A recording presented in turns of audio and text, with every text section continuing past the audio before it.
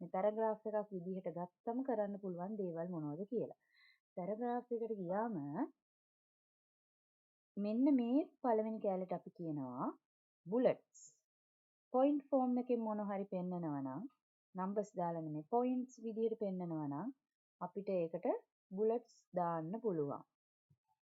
මෙන්න මේ ටික මම ගත්තා. ඔන්න මම ඒක apply කරා. දැන් මගේ select කරාට කෙලින්ම paragraph එකට වැටුනේ. paragraph දෙක point දෙකක් විදිහට ගත්තා. දැන් මම මේකත් මෙතනින්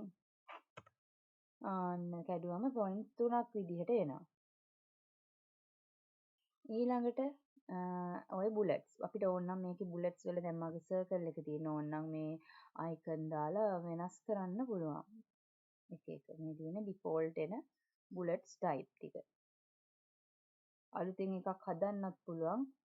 එහෙම නැත්නම් මෙන්න මේ විදිහට levels වෙන් කරන්නත් පුළුවන්. ඒ කියන්නේ levels එක point එකක් යටතේ තව ඊට අනු points අර ඒ විදිහට යනකොට එතකොට දැන් main points ටික dots වලින් ගියා නම් ඊළඟ ටික stars වලින් යනවා අනු points ටික. අර ඒ වගේ කරන විදිහ තමයි මේ level කරන. ඉතින් ওই විදිහට මේ level කරන එකත් මේ එහා පැත්තේ තියෙන මම එක පෙන්නන්නම්. වෙනස් කරන්න පුළුවන්. ඊට පස්සේ මෙන්න මේකට කියනවා numbering. දැන් මේක point form එකකින් නැතුව 1 2 3 කියලා අපි දානවා නම් ඔන්න ඔය විදිහට format එක ගන්නට. හැබැයි මේ size එක හැදෙන්න මෙතන පළවෙනි වචනේ තියෙන අකුරු size එක අනුව තමයි මේක හැදෙන්නේ. එකම format එකක් එකම size එකක් තිබුණොත් numbers ටිකත් එකම size එකට තමයි වැටෙන්නේ. නැත්තම් ළඟට ගිහිල්ලා ඒ නම්බරේ select කරලා වෙනස් කරන්න වෙනවා.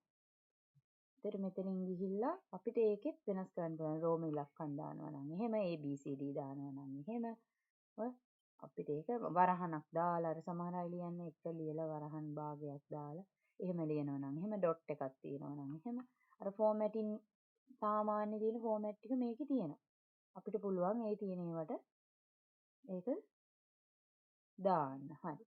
ඊළඟට මෙන්න මේක තමයි multi level list. ඔන්න දැන් මම කිව්වා වගේ. බලමු මේක දැම්මම මොකද්ද වෙන්නේ කියලා. අපි multi level නැති නිසා කරන්න විදිහක් නැහැ. බලමු දැන් අපි එකක් හදන්න. දැන් මේ දෙක සිලෙක්ට් කරලා multi level එකට දාමු බලන්න.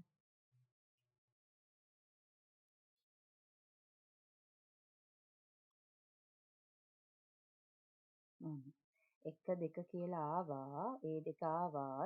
ඇවිල්ලා මේ දෙවෙනි එකේ අනු පොයින්ට් එකක් විදිහට මේක එක කියලා එනවා. අපිට ඕන මේක වෙනස් කරන්න පුළුවන් මේ විදිහට.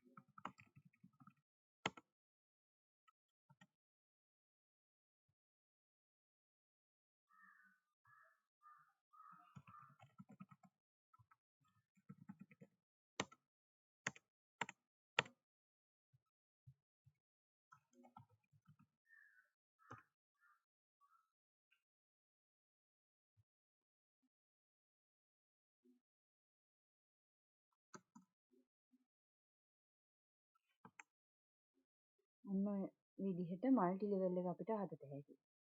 ඒ කියන්නේ දැන් දෙක යටතේ පොයින්ට් දෙකක් විදිහට මේ විදිහට එනවා. එතකොට දෙක දාලා අපි මේකෙන් ඒ අදාළ පොයින්ට් යන එක සිලෙක්ට් කරාම මෙන්න මේක සිලෙක්ට් කරාම ඒකට අදාළ පොයින්ට් වැටෙනවා.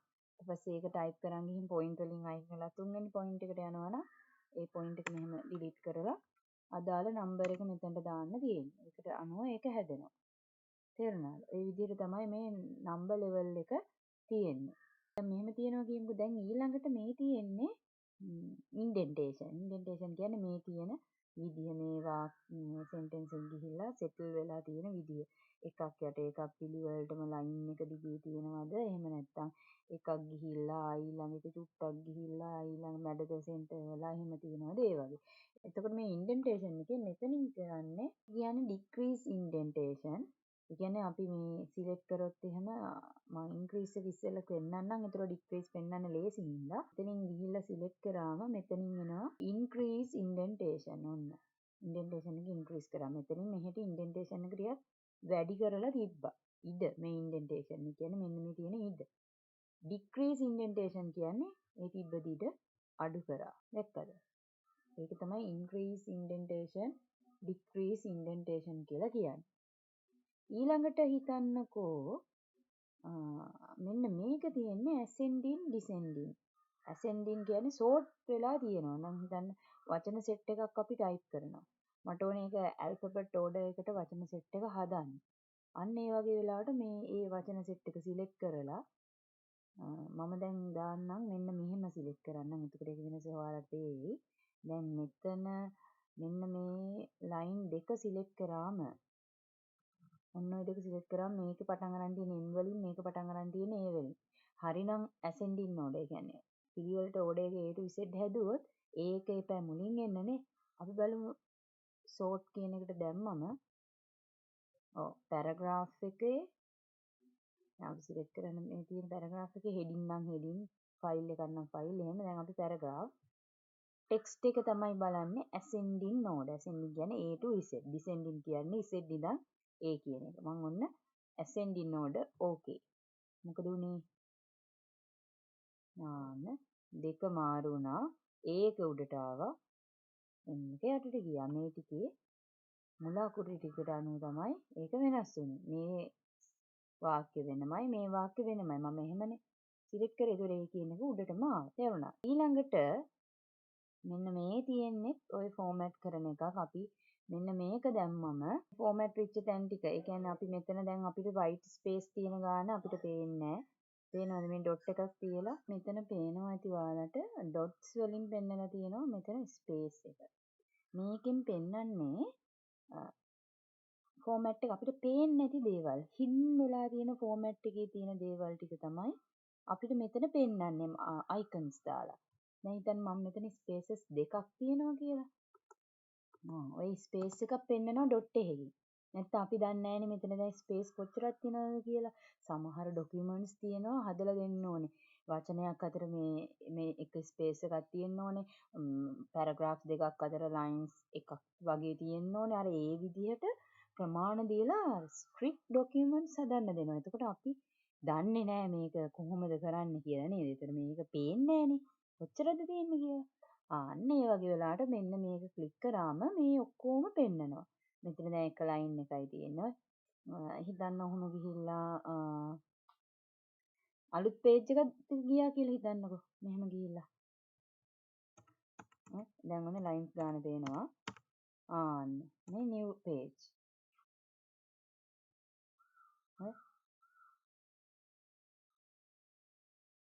අලුත් පේජ් එකකට ගියා. කොහොම ලයින්ස් ගාන වචනයක් අතර තියෙන ස්පේස් ගාන බෑග්ග්‍රවුන්ඩ් එකේ තියෙන නොපෙනෙන දේවල් ටික තමයි මේකෙන් පෙන්වන්නේ. ඒකයි මේකට මේ show hidden කියලා කියන්නේ මේ අයිකන් එකට. අපිට පෙන්නනවා පේන්නේ නැති දේවල් ටික. ඒතර ඒකේ විස්තරේ නම් තියෙනවා මෙතන මේ Word එකේ Excel එකේ PowerPoint එකේ Access හැම එකේම මේක තියෙනවා. දැන් ඒක අයින් කරන්න ඕන නම් අපි ඒක උඩ ක්ලික් කරාම ඒ ටික අයින් වෙනවා. ඔක්කොම ටික අයින් වුණා කියලා තේ පෙන්නවා. ඊළඟට එතන පල්ලෙහා තියෙනවා කොටස් හතරක්. ඒ කොටස් හතර කරන්නේ අපි align කරනවා. මේ paragraph එකක් align කරන විදිහ. අපිට පුළුවන් මෙන්න මේ පළවෙනිම එකේ left align. ඒ කියන්නේ ඔක්කොම වාක්‍ය පටන් ගන්න ඕනේ මේ left එකෙන්. මැදින් කොවත් අගින්වත් එහෙම නෙමෙයි වාක්‍යවල ගිහිල්ලා දැන් මම මේ තුනම එකට ගත්තා කියන්නකෝ. මේ තුනම එකට ගත්තා. ඔන්න ඔහම ගත්තා. දැන් මගේ මෙතන පේනවනේ මෙතනින් ගිහින් නැවතිලා ආයි මෙතනින් නැවතිලා තියෙන්නේ ආයි මෙතනින් ආයි ඊට පහුවෙලා මෙතනින් නැවතිලා තියෙන්නේ නේද? මේක අපේ ඩිෆෝල්ට් එන්නේ කොහොමවත් left align එක තමයි. left align කියන්නේ මේ පැත්තේ ගානට ඉරක් ඇන්දොත් ගානට එකම ලයින් එකේ තියෙනවා. left align. ඉන්න ඔයාලට මේ පැත්තේ කරන වෙනස පේන්නේ නැහැ මොකද ඩිෆෝල්ට් තියෙන්නේ එහෙම හින්දා. ඊළඟට මම දාන්නම් right align එක. මැද එක නෙමෙයි ඊට එහා එක right align එක. ඒක දැම්මම මේ පැත්ත මොනවා වුණත් අපිට අදාළ නැහැ. මේ පැත්ත ඉරක් ඇන්දොත් එක විදියටම පේන්න ඕන විදිහට ඒ පැත්තට ලයින් එක හැදෙනවා. ඒ right align. ඔන්න මං ආයෙ left align එකට දානවා. දැන් පේනවනේ. දැන් ඔන්න වෙනස පේනවා. ආන්න දැක්කද? මේ පැත්තෙන් ඉරක් ඇන්දොත් ගානට එක විදිහට තියෙනවා. ඊළඟට තියෙනවා center. මේකට කියන්නේ center line. හිතන්නකො නිකන් අපි නෝටිස් එකක් වගේ හදනවා කියලා. ඒකට අපි ලස්සනට වචන ටික මැදට කොලේ නිකන් ලයින් එකක් ලියලා පොඩි වෙන්න මැදට පොඩි වෙන්න ආයි ලොකු වෙන්න අර ඒ වගේ නිකන් රටාවල් හදනව නේද? අන්න ඒ වගේ මෙන්න මේක දැම්මොත් ඔන්න ඔය විදිහට මේ මුලින්ම දිගට ගියා ඊළඟට පොඩි වුණා ආයතට යනකොට චූටිම ලයින් එකක් අර ඒ වගේ හදන්න පුළුවන්. ඒක එන්නේ සෙන්ටර් ලයින්. දෙපැත්ත වෙලා නැහැ මැදට සෙන්ටර් වෙලා තමයි තියෙන්නේ. ඊළඟට එකක් තියෙනවා. මේක ගොඩක් වෙලාවට ගන්න නිකන් හොඳ ස්ට්‍රික් ડોකියුමන්ට් එකක් හදන වෙලාවට මේක ගන්න. මේකේ දෙපැත්තම හැම පැත්තම justify කියලා කියන්නේ. වෙනස් කරන්නේ දෙපැත්ත හැම පැත්ත ඔක්කොම ගානට ඉරක් ඇන්දොත් ඒක එන විදිහට අකුරු වල පොඩ්ඩක් ස්පේස් එක ටිකක් වැඩි කරන තැන් වලින් වැඩි කරලා ගානට ડોකියුමන්ට් එක ජස්ටිෆයි කරනවා. මේකත් මම ජස්ටිෆයි කරා. දෙපැත්තම දැක්කද? ඉරක් ඇන්දොත් කෙලින් තියෙන විදිහට තියෙනවා. ඔන්න ඔය කෑලි හතරෙන් align කරන එක තමයි පැරග්‍රාෆ් එක කරන්නේ. ඊළඟට මේකේ තියෙන්නේ ඉන්ඩෙන්ටේෂන්. ඒ කියන්නේ වාක්‍ය දෙකක් අතර එහෙම නැත්නම් ලයින්ස් දෙකක් අතර දුර කොහොමද කියලා. ඒ කියන්නේ මෙන්න මේ වාක්‍ය නෙමෙයි. අපි කිව්වොත් ලයින් දෙකක් ගත්තොත් මේ උඩ ලයින් එකයි මේ වෙන් වලින් පටන් ගත්ත උඩ ලයින් එකයි ඇග්‍රිකල්චර් වලින් පටන් ගත්ත යට ලයින් එකයි ගත්තොත් ඒ ලයින් දෙක අතර වයිට් ප්ලේස් එක තියෙනව නේද? අන්නේ හිඩස කොච්චරද කියන එක තමයි මෙතනින් කැල්කියුලේට් වෙන්නේ. ඩිෆෝල්ට් එන්නේ 1යි කියලා. 1.1 දැම්මොත් ටිකක් වැඩිම බලන් ඉන්නේ ඒ මෙන්න මේ සෙන්ටෙන්ස් එකේ මෙන්න මේ ඉඩවල් තුන දිහා බලන් ඉන්න වෙනස් වෙන හැටි. 1 තියෙනවා 1.5 1.15 ඊළඟට 1.5 චූටි ගානකින් ලොකු වෙනසක් වෙනවා. ඔන්න 2 දැක්කද ඒක තමයි ලයින් එක. line in space. එහෙම නැත්නම් අපිට පුළුවන් කෙලින්ම මෙතනින් remove space after paragraph. paragraph එකට පස්සේ මෙතන යට දැන් ස්පේස් එකක් මගේ තියෙන හින්දා මෙතන යට තියෙන ටික පේන්නේ නැහැ. මම මේක දැම්මොත් මොකද වෙන්නේ? යට paragraph එකට පස්සේ තියෙන ස්පේස් එක delete කරන්න කියනවා. එක ස්පේස් එකයි delete වෙන්නේ. එතකොට යට තියෙන ටිකක් ඔන්න උඩට ඇවිල්ලා ස්පේස් එක delete වුණා. මේකත් delete කරොත් එහෙම අබ්බල් මේකත් පුළුවන්ද කියලා? ඔන්න ආයි මම select කරා. එකයි කරන්න. මොකද පැරග්‍රාෆ් දෙකක් අතර හිඩසක් තියෙන්න ඕනේනේ නේද? ඉඳා වැඩිපුර ගිහින් තියෙනවා නම් හිඩස් අපිට delete කරන්න පුළුවන්. ඕන් එහෙම නැත්තම් එකක් add කරන්න පුළුවන්. add කරොත් පල්ලෙහාට යනවා. නේ? මේක තියෙන්නේ උඩට පැරග්‍රාෆ් එකේ උඩට add space before paragraph. එහෙම add කරාන් පස්සේ ඕනනම් අපිට remove කරන්න පුළුවන්. add remove. පැරග්‍රාෆ් එකට කරන දෙයක්. මේ සිලෙක්ට් කරු පැරග්‍රාෆ් එකේ උඩට යටට ඉන්ඩෙන්ටේෂන් හදන විදිහ තියෙනවා. ඒ පැරග්‍රාෆ් එක. මේ උඩ කැලෙන් කරන්නේ ඒක පැරග්‍රාෆ් එකක් ඇතුලේ ලයින්ස් දෙකක් අතර තියෙන දුර වෙනස් කරන එක. හරිද? ඊළඟට මෙන්න මෙතන තියෙනව නේද? පේන්ට් බොක්ස් එක. සහ මෙන්න මේ කොටුව. මෙන්න මේ පේන්ට් බොක්ස් එකත් වැදගත් වෙන්නේ මෙන්න මේ කොටුවට හතරට බෙදපු කොටුව. මේකෙන් මොකද්ද කියන්නේ? මේකෙන් අපිට පේනවනේ ලයින් එකක් අඳින්න දුන්නොත් අර අන්ඩර්ලයින් වගේ තමයි. මට ඕනේ මේ පැරග්‍රාෆ් එක කොටුවක් ඇතුළට දාන්න. මොකද කරන්නේ? එකපාරින් දාන්න පුළුවන්. දැක්කද? මේ outside border කියන එකක් ඇන්දා. border එකක් outside ඇන්දා. එහෙම නැත්නම් මට යටින් විතරක් ලයින් එකක් දාන්න ඕනේ. උඩින් විතරක් දාන්න ඕනේ. එක පැත්තකින්. එහෙම නැත්නම් මේ අනිත් පැත්තෙන්. එහෙම නැත්නම් මොකක්වත් නැතුව තියෙනවා now border. all borders. දැන් මේකේ නම් ඔහොම තියෙන්නේ හිතන්නකෝ වගුවක් වගේ තිබුණා කියලා. ඒකට හතර පැත්ත ලයින් හතරක් ඇඳෙන්න ඕනේ මේ.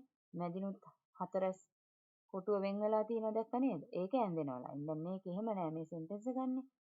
inside. ඊළඟට inside horizontal. ඔය vertical මේ තනි මැද ඉර විතරක් අඳින ඒවට. ඒක දැන් මේකට වැදගත් වෙන්නේ නැහැ.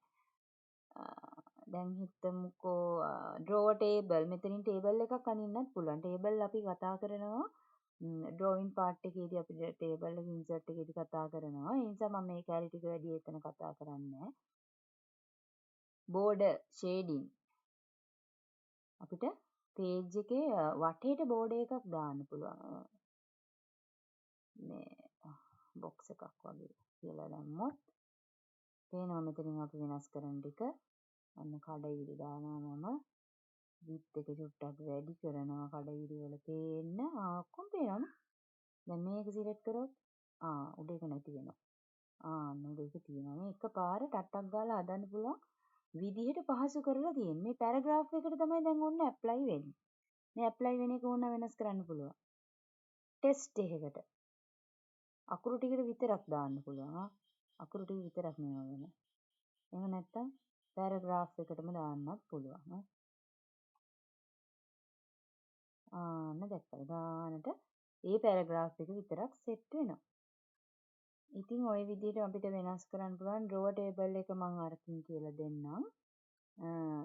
ඊළඟට ඔයාට මෙන්න මේ පේන් බාල්දියෙන් පෙන්වන්නේ ඒක සිලෙක්ට් වෙච්ච ඒරියා එකට දෙන කලර් එක මේ බෝඩ් එක ඇතුලේ පේනවද? අපි මේ සිලෙක්ට් වෙච්ච ඒරියා එකට දෙන කලර් එක මොකක්ද කියන එක. එතකොට මෙතන බෝඩ් එකේ කලර් එක ඕනම් වෙනස් කරන්න පුළුවන්. මෙතනනේ කලර් කියලා තියෙන්නේ. ඔව් දැන් අපි black තියෙන්නේ. මම මේකට orange වගේ දැම්මොත් අන්න බෝඩ් එකේ කලර් එක orange වෙනවා. අන්න ඔය විදිහට. දැක්කද? ඒ borders and shading එකකින් ගිහින් තමයි අපි මේ කලර් එක වෙනස් කරන්නේ. මෙතනින් කරන්නේ අපි සිලෙක්ට් කරලා තියෙන ඒරියා එක කලර් කරන එක. හරිද?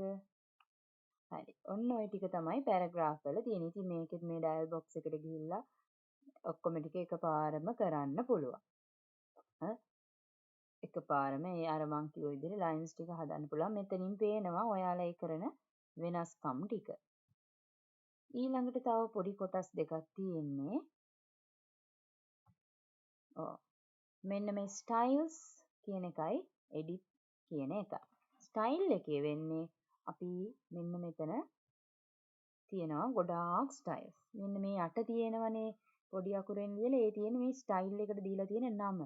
අපි ඔටෝමැටිකලි මේ නෝමල් ස්ටයිල් එකට තමයි සාමාන්‍යයෙන් අපි වර්ඩ් එකක් ටයිප් කරන්න යනකොට එන්නේ. පස්සේ අපිට ඕන නම් එක එක ස්ටයිල් දාලා වෙනස් කරගන්න පුළුවන්. හිතන්න අපි ලොකු බුක් එකක් වගේ ටයිප් කරනවා. එතකොට සමහර දැන් හිතන්නකෝ කතන්දර පොතක් අපි ටයිප් කරනවා කියලා. එතකොට සමහර කතන්දර පොතේ දෙන්නෙක් කතා කරන දෙබස අපිට නිකන් ඉටැලික් විදිහට ඇදේට වෙන ෆොන්ට් එකක් දාලා කියන්න ඕනේ. කතාව නිකන් එක්ස්ප්ලেইন කරන තැන නිකන් ෆොන්ට් එකක් දාන්න ඕන. ඔන්න ඔය වගේ ඉතින් පොතේ තැන් තැන්වලදී ඒක ඒ විදිහටම මාරු වෙන්න එපා. ඒ ස්ටයිල් එක ඒකට දාන්න ඕනේ නේද? අන්න ඒ වගේ වෙලාවට අපි මෙතනින් ඒ අදාළ ස්ටයිල් එක හදලා තියාගන්නවා. මෙන්න මෙතනින් ගිහින් create style. ස්ටයිල් එකට නමක් දෙනවා. මම මේකට දෙන්නම්කෝ ධර්ම කියලා. Tamanට ලේසි ටග් ගාලා හොයාගන්න පුළුවන් නමක් දෙන්න. දීලා දැන් මෙතන මේ ස්ටයිල් එකට අපි දැන් modify කරන්න යන්න ඕනේ.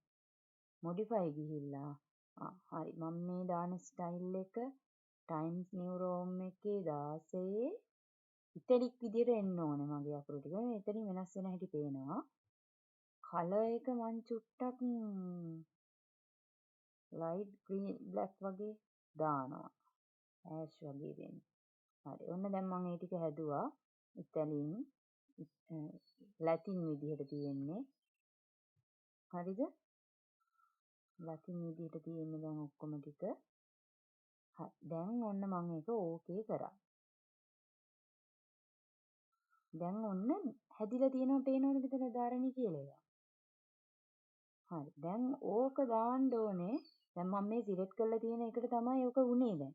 මම සිලෙක්ට් නොකර එකක් හදන්න ගියා නම්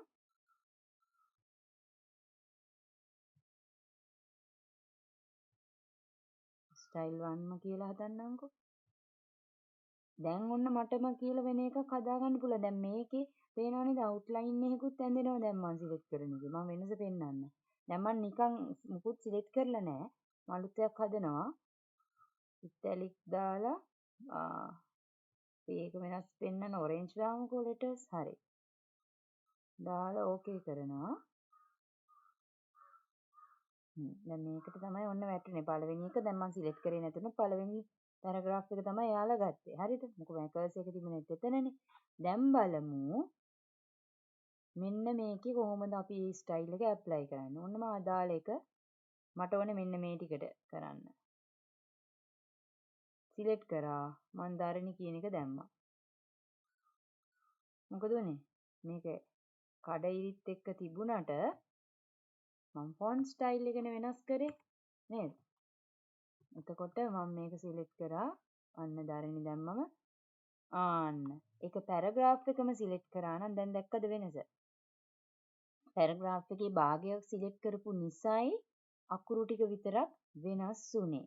මම ඒක paragraph එකක් විදිහට කඩලා select කරාම සම්පූර්ණ අර මේ paragraph එකට apply කරපු ඒ ටික ඒ විදිහටම ආවා. මේ කඩිරි underline කරලා තියෙන line එකයි අකුරු වල හැඩයයි.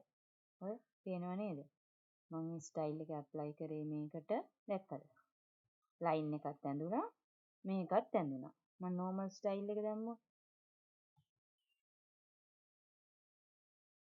normal උනේ. මේක දැම්මොත් normal හැදෙන්නේ. පේනවනේ. හැබැයි මම style කියන එක දැම්මොත් line මොකක්වත් නැහැ orange color italic letter. මට ඕන විදිහට තියාගෙන මම type කරගෙන ගිහලා ඒ ටික select කරලා ඒ style එකට දානවා. ආයි font එක මේකට වෙනස් වෙන්න ඕනේ මේ විදිහට. එතකොට හිතන්නකොට ඒකට යන වෙලාව ආයි අර පැත්තට font එක මාරු කරන්න ඕනේ නේද? ඒව මුකුත් නැහැ. දැන් ඊට පස්සේ ආයි මේක ඉවර වෙලා ඔන්න මේකෙන් exit වුණා.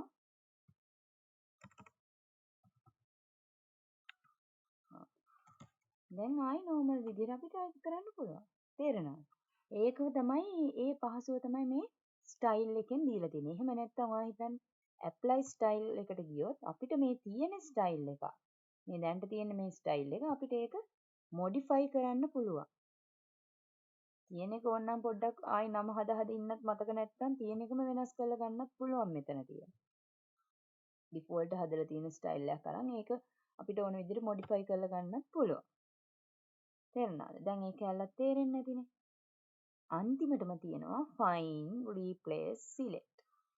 මේක නම් ඉතින් ඕන මේක use වෙන එකනේ find කියන්නේ මොන හරි නැතිවෙච්ච තියෙන දෙයක් හොයාගන්න තියෙන එක. ඒ වගේම තමයි මෙතනත් දැන් හිතන්න පිටු 40 ගානක විතර document එකක්. මට මේ අකුරක් අමතක වුණා වෙනස් කරන්න. find කියන එකේ F අකුර හැම එකෙම capital දාන්න කියලා තිබුණා. ඔන්න ඔහම හිතන්නකෝ.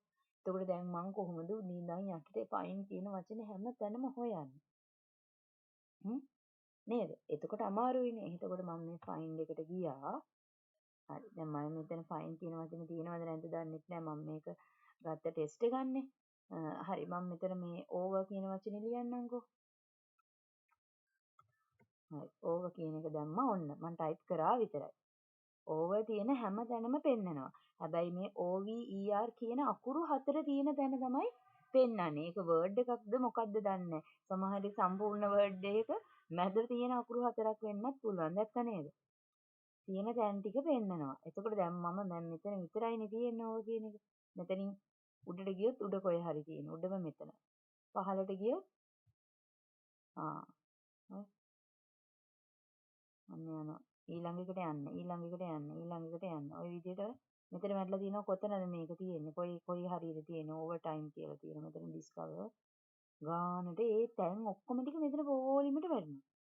හරිද? ඔන්න ඕක තමයි ෆයින්ඩ් එකෙන් වෙන්නේ. ඒ රිසල්ට් ටික ඔක්කොම හොයාගන්න පුළුවන් හැම පේජ් එකේම ওই විදිහට highlight වෙනවා. ඉතින් අපිට ඕන නම් එක තැනට ගිහිල්ලා ඉතින් වෙනස් කරන්නත් පුළුවන්. හැබැයි ඔයා හිතන්නේ මේ වචන 100ක් විතර තිබුණා කියලා. ඒතර අපිට 100 පාරක් පහළට ගිහින් වෙනස් කරන්න බැහැ නේද? මොකද්ද කරන්න පුළුවන්?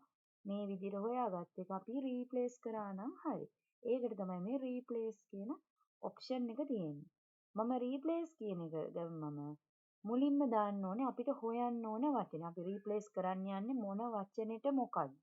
ඒතර මොන වචනේද කියන එක අපි දැන් හොයාගන්න එපා. හරි. මම දැන් මෙතන ඕවම ගන්නම් ලේසි හින්දා. නැත්තම් ඔයා අදාළ වචන මෙතන ටයිප් කරන්න ඕන. හරිද? ඔන්න ඒ ෆයින් කරන වචනේ රීප්ලේස් කරන්නේ ඕවර් වෙනුවට මම කියනවා මොකද්ද? ද කියලා මම ගන්නකො මම මේ ගැලපෙන්නේ නැහැ මම මේ වෙනස පෙන්වන්න විතරයි කරන්නේ මම ද කියන වචනේ අර ඕව කියන හැමතැනටම රීප්ලේස් කරන්න යන්නේ දැන් ඔන්න දැම්ම වචන දෙක රීප්ලේස් දැම්මොත් එකපාරකට එකයි වෙන්නේ අපිට කරා උනාද කියලා බලන්න මම මේ රීප්ලේස් කියන එක කරන්න ඒකට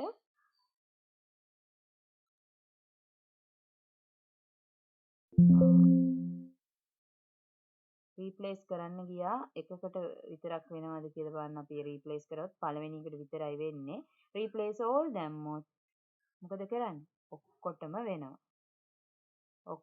වෙනවා දැන් ෆයින් නෙක්ස්ට් ගිහිල්ලා බලනවා වෙච්ච නැති එකක් එහෙම තියෙනවද කියලා නෑ මේ ඔක්කොම වෙලා කියලා හිතනවා දැන් තේරෙනවා මම තව එකක් වෙනස පෙන්වන්න කියන්නම් හරි ඔෆ් කියන එක දැන් හැමතැනම තියෙනවනේ ඔන්න ඕක ලේසියි අපිට කරලා පෙන්නන්න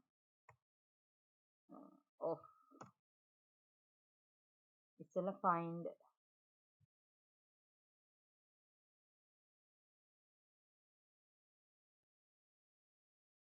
ඒක අයින් කරමුකෝ ඔෆ් එක හොයන්න තියෙන්නේ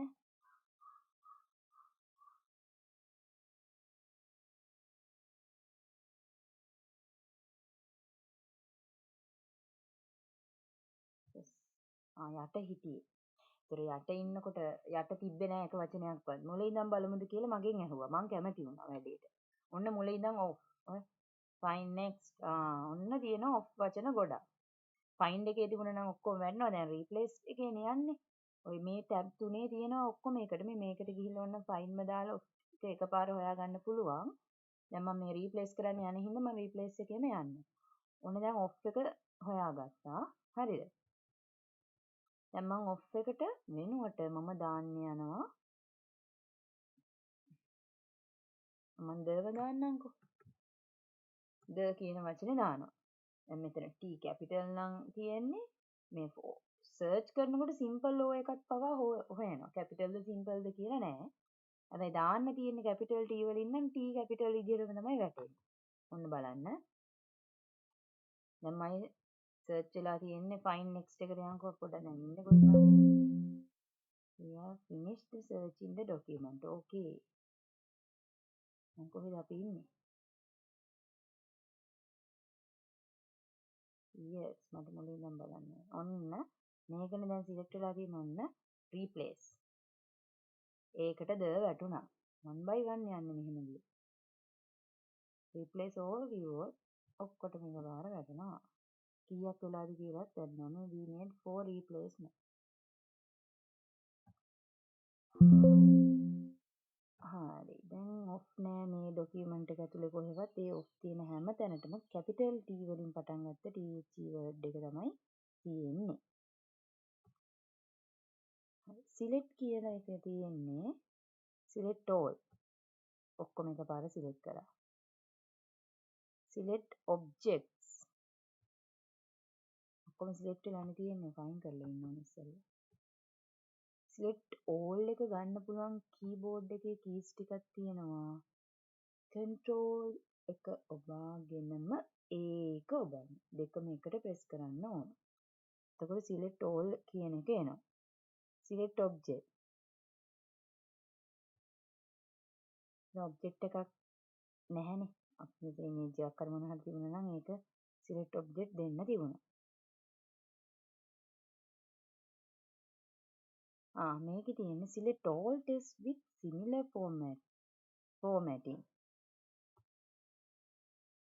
එක වගේ තියෙන ෆෝමැට් එකේ ඒවා එකට සිලෙක්ට් වෙනවා. දැන් මේ ෆෝමැට් එකකින් තියෙන්නේ මේක විතරයි. අපි මේක දුන්න නම් බලමු. දීලා මේ જાතිය තමයි මේකත්. දැක්කනේ මේ දෙක එකට සිලෙක්ට් වුණා. එකම ෆෝමැට් එකේ තියෙන ඒවා එකට සිලෙක්ට් කරන්න. ඉතින් ඔය වගේ සිලෙක්ට් කරන විදි ටික තමයි මෙතන තියෙන්නේ. හරි. දැන් මං හිතන්නේ ඔයාලට තේරෙන්න ඇති මෙන්න මේ හෝම් ටැබ් එක කියන එකෙන් මොන වගේ දේවල් ටිකක්ද අපිට කරන්න පුළුවන් කියන එක. ඇත්තටම හෝම් ටැබ් එක කියන එකෙන් කරන්නේ මේ අපි වර්ඩ් එකේ ලියන අකුරු වල අකුරේ පාට, අකුරේ විදිය, අකුරේ හැඩය, අකුර තියෙන්න ඕන තැන, පැරග්‍රාෆ් එකක් විදිහට තියෙන්න ඕන විදිය, තියෙන්න ඕන තැන, ඒක බෑග්ග්‍රවුන්ඩ් කලර් කරන්නේ කොහොමද, ලයින් එකක් අඳින්නේ කොහොමද, ෆෝමැට් එකක් ටක් ගාලා වෙනස් කරන්නේ කොහොමද. එතකොට ඒ ඔප්ෂන් ටික තමයි මේ හෝම් කියන ටැබ් එකේ තියෙන්නේ. ඉතින් අපි වර්ඩ් ඩොකියුමන්ට් එකක් ටයිප් කරනවා කියන්නේ අපිට වැදගත්ම වෙන්නේ ඔන්න ඔය ටික තමයි මුලින්ම. ඒකයි අපි ඕපන් කරපු ගමන් හෝම් ටැබ් එක අපිට පේන එන විදිහට තියෙන්නේ. මොකද අපි ඩොකියුමන්ට් එකේ වැදගත්ම දේ ඊට පස්සේනේ අපි ස්ටයිල් කරනවද, ලේඅවුට් හදනවද, මේල් යවනවද, මොකද්ද කරනවද කියලා බලන්නේ. ඉතින් අපිට වැදගත්ම සහ මුලින්ම වෙන්න ඕන එක තමයි අපිට ඕපන් කරපු ගමන් පේන්න තියෙන්නේ. හරි. ඉතින් ඔයක තමයි හෝම් ටැබ් එක. අපි ඊළඟට බලමු ඉන්සර්ට් ටැබ් එක ඊළඟ වීඩියෝ එකේ. හරි. මාත් එක්ක එකතු වෙලා හිටියට බොහොමත්ම ස්තුතියි. ඉතින් තාමත් මගේ channel එක subscribe කරලා නැත්නම් ඔයාලට පුළුවන් Code Plus channel එක subscribe කරලා මගේ අලුතෙන්ම වැටෙන videos ටික ඔයාලට වැටිච්ච ගමන්ම බලන්න. මේ වීඩියෝ එකට කැමති නම් ඔයාලට පුළුවන් like එකක් දාන්න. කැමති නම් කට්ටිය එක්ක බලන්න. දන්නේ නැති කෙනෙක්ට ඉගෙන ගන්න share කරන්න පුළුවන් මේ link එක. ඊළඟ දවසේ හම්බ වෙනකන් ඔයාලට සුබ දවසක්.